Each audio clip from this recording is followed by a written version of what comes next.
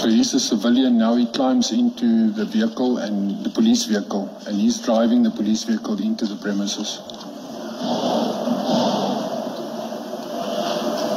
Is this the vehicle that you said was Stolz's? It's Stolz's official vehicle that's been assigned to her.